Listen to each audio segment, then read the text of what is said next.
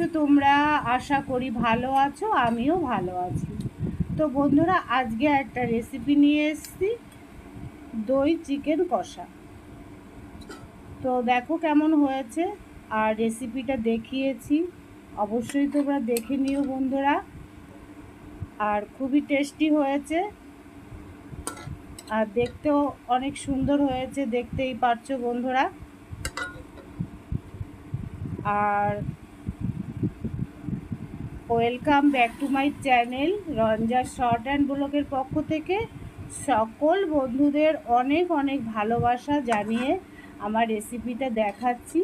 তো তোমরা দেখো বন্ধুরা, না দেখলে তো বুঝবে না কিভাবে রান্না করেছি। তা তোমরা দেখো বন্ধুরা, দেখো খুব সুন্দর হয়েছে, খেতেও অনেক টেস্ট হয়েছে। তো চলো বন্ধুরা, রাধে রাধে, রেসিপিটা দেখাই, তোমরা দেখতে থাকো। আর সুন্দর সুন্দর কমেন্ট করো, ভালো লাগে তোমাদের কমেন্টগুলো পড়তে, ভালো লাগে। তো চলো বন্ধুরা। হ্যালো বন্ধুরা, চলে এলাম রেসিপিটা দেখাতে। দেখো, এখানে 1 কিলো মাংস আছে, এখানে 4 পিস আলু আছে, 2টো আলু দিয়েছি আর কি। আর এখানে বেশিরভাগ আছে স্টোমাক আছে, ভালো করে ধুয়েছি। আর লেগ পিস আছে, আর কিছু মাংস আছে, মেটে আছে। তো বন্ধুরা, আজকে অনেক দিন পরে আমাদের মাংস হচ্ছে, এর পেছনেও কারণ আছে। তো ছেলেটা আসছে, তার জন্যই মাংস, আমাদের তো খাওয়ার নিষেধ আছে, তার জন্য তো মাংস করাই হয় না অনেক দিন। আজকে যেহেতু ছেলেটা আসবে, সেজন্য আমি বানাচ্ছি। তো আমি কিভাবে বানাচ্ছি, ভিডিও ছাড়তে হবে, তাই বানাচ্ছি বন্ধুরা। তো দেখো, আমি মাংসটা ধুয়ে পরিষ্কার করে নিয়েছি, আলুটাও। আর এদিকে একটা পেস্ট বানিয়ে রেখেছি, এখানে আছে আদা, পেঁয়াজ, রসুন, আর আছে টমেটো, আর আছে একটু গোলমরিচ, গোলমরিচ দিয়েছি, 2-4 দানা গোলমরিচ দিয়েছি। আর এখানে ফোড়নের জন্য আছে গোটা জিরে, তেজপাতা, গোটা গরম মশলা। আর এখানে আছে কিছু গুঁড়ো মশলা, হলুদ, জিরে, ধনের গুঁড়ি আর লঙ্কার গুঁড়ি। তো বন্ধুরা, এই কটা উপকরণ দিয়ে আমি একটু সিম্পলভাবেই বানানোর চেষ্টা করছি। আর এদিকে আমি কড়াই বসিয়ে দিয়েছি বন্ধুরা। প্রথমে আমি আলুটা ভেজে নিচ্ছি, তারপরে আসছি তোমাদের রেসিপিটা দেখাতে। সাথে থাকো বন্ধুরা। বন্ধুরা দেখো, 4 পিস আলু আমি ভেজে নিয়েছি, অফ ক্যামেরায় ভেজে নিয়েছি। এবার ওই তেলেই আমি, আর তেল দেব না বন্ধুরা, গরমে অত তেল দেওয়া উচিত না। এখানে আছে গোটা গরম মশলা, গোটা জিরে আর তেজপাতা, এটাকে ফোড়ন দিয়ে দিলাম। ফোড়নটা একটু ভাজা হোক। তো বন্ধুরা, ফোড়নটা কিন্তু ভাজি হয়ে গেছে। এই পর্যায়ে আমি পিষে রাখা মশলাটা দিয়ে দেব। তো মশলার মধ্যে কী কী আছে আমি তো বলেই দিয়েছি।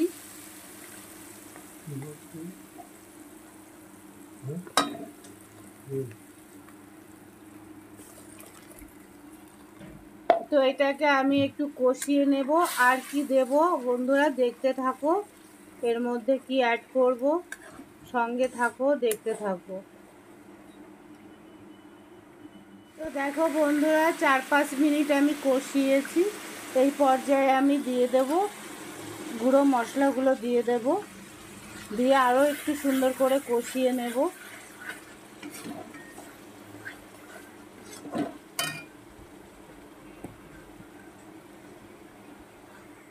বন্ধুরা, আরও 2 মিনিট পরে ফিরে এলাম।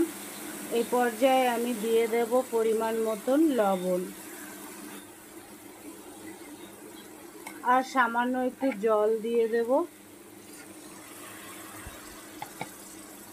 তো মশলাটা আরও তো কষবে, তো প্রায় কষানো হয়ে গেছে। এই পর্যায়ে আমি দিয়ে দেব ফেটিয়ে রাখা দইটা। তো ভালো করে আরেকটু কষিয়ে নেব, আর খুব এটাকে নাড়াচাড়া করতে হবে, এইভাবে নেড়ে যেতে হবে বন্ধুরা।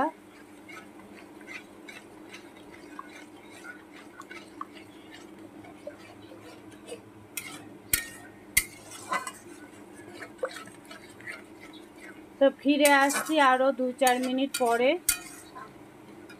বন্ধুরা দেখতেই পাচ্ছ অনেক সুন্দর কষানো হয়ে গেছে। আর মাংসটা দেবো এবার। মাংসটা দেওয়ার পরেও তো আরও কষাতে হবে। এবার আমি চিকেনটা দিয়ে দিলাম। এবার সুন্দর করে আমি এটাকে কষিয়ে নেব। হলুদ, লবণ, পরিমাণ মতন লঙ্কা সব কিছুই দেওয়া আছে, দেখতেই তো পারলে বন্ধুরা। এবার আমি সুন্দর করে কষিয়ে নেব। ফিরে আসছি আরও 5-7 মিনিট পরে ফিরে আসছি বন্ধুরা।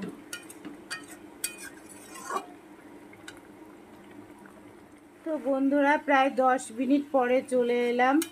আমি কিন্তু ঢাকা দিয়ে কষাচ্ছি না। তো প্রায় কষানো হয়ে গেছে, দেখতেই পাচ্ছ বন্ধুরা তেল ছেড়ে দিয়েছে। তো এই পর্যায়ে আমি দিয়ে দেব ভেজে রাখা আলুটা। আলুটা দিয়েও আমি 2-2.5 মিনিট কষাবো। একটু আঁচটা কমানো আছে। তারপরে আমি পরিমাণ মতন জল দিয়ে দেবো। আর এটা যেহেতু আমি চিকেন কষা বানাচ্ছি, চিকেন দই কষা, তো জলটা পরিমাণ মতনই দেব।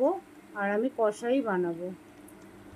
বন্ধুরা ফিরে এলাম 2-3 মিনিট পর। 2-3 মিনিট পরে দেখো মশলাটা কিন্তু আমার খুব সুন্দর করে কষানো হয়ে গেছে, তেল ছেড়ে দিয়েছে, দেখতেই পাচ্ছ। এই পর্যায়ে কিন্তু আমি দিয়ে দেব পরিমাণ মতন জল।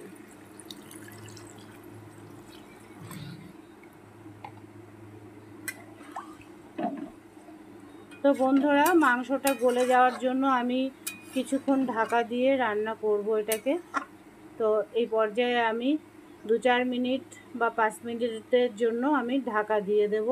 তো ঢাকার পরে আমি আসছি 5 মিনিট পরে আবার ফিরে আসছি বন্ধুরা। দেখো কালারটা কত সুন্দর দেখাচ্ছে। তো বন্ধুরা আমার চিকেন রান্না কিন্তু একদম কমপ্লিট হয়ে গেছে। আমি গ্যাসটাও বন্ধ করে দিয়েছি। দেখো কেমন হয়েছে, একদম কষা কষা করেছি। তো তোমাদের কেমন লাগলো বন্ধুরা অবশ্যই জানিও। ভিডিওটা আর বাড়াবো না। রাধে রাধে বন্ধুরা, শুভ দুপুর, ভালো থেকো, সুস্থ থেকো। এখানে আমার ভিডিওটা সমাপ্ত করছি আর নামিয়ে একবার দেখিয়ে দিচ্ছি।